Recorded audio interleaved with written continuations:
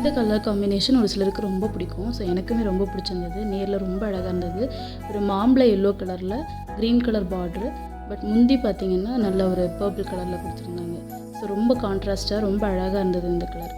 இதில் வந்து 2 புது சாரீ எடுத்து கிளைண்ட் கொடுத்துருந்தாங்க. அவங்க பிள்ளைங்களுக்கு வந்து 2 ஃப்ராக் கேட்டிருந்தாங்க.